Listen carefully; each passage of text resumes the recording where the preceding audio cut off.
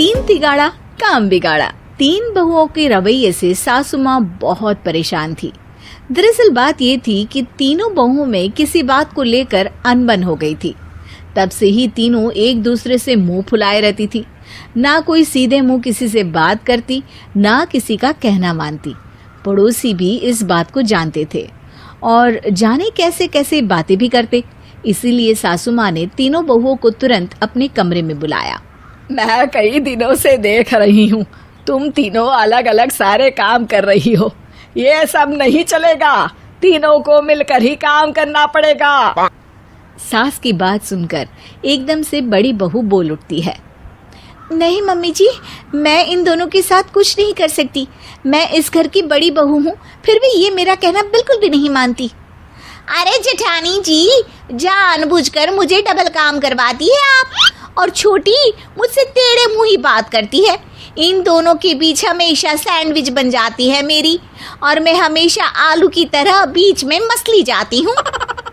Mummy जी, इन दोनों को लगता है कि मैं छोटी हूँ तो इनके पैरों तले दब जाऊंगी, लेकिन नहीं, मेरा भी उतना ही अधिकार है जितना इन दोनों का है।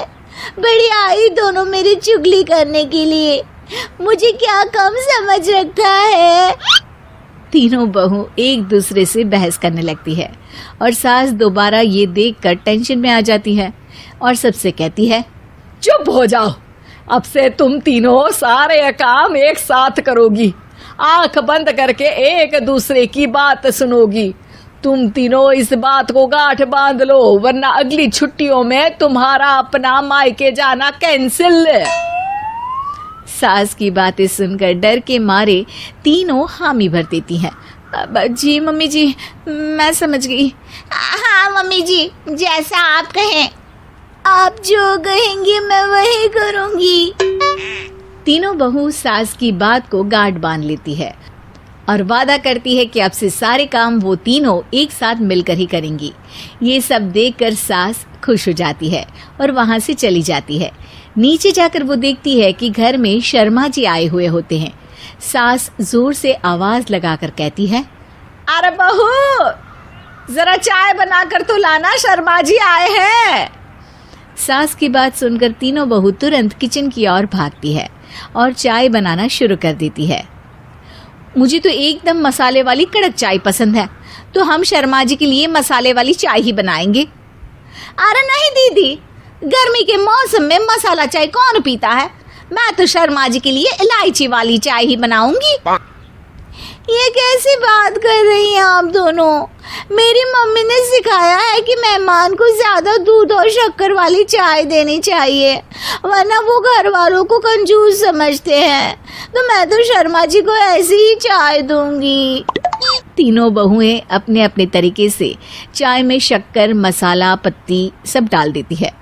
उबलने के बाद तीनों मिलकर चाय बाहर लेकर जाती है और शर्मा जी और सासू माँ को देती हैं। चाय पीने के बाद शर्मा जी सासू माँ को देखकर शर्मा जाते हैं और शर्मिंदा महसूस करते हैं कि आखिर उन्होंने चाय पीने के लिए हामी क्यों भरी।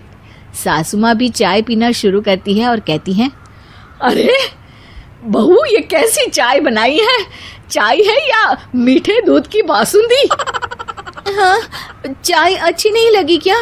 कोई बात नहीं, हम पराठा बनाकर लाते हैं। चलो चलो अंदर। हाँ हाँ चलो। हाँ, आती हूँ मैं भी।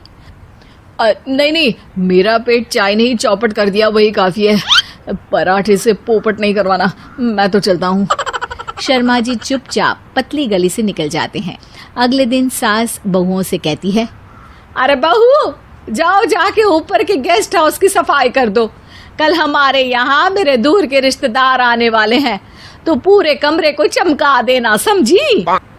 तीनों बहू सास की बात को मानकर ऊपर सफाई करने चली जाती हैं और तीनों कमरे की सफाई चालू कर देती है। बड़ी बहू मकड़ी के जाले साफ करती है, तो बीच वाली झाड़ू लगाना और छोटी वाली सर्फ डालकर जमीन धोना शुरू कर देती है।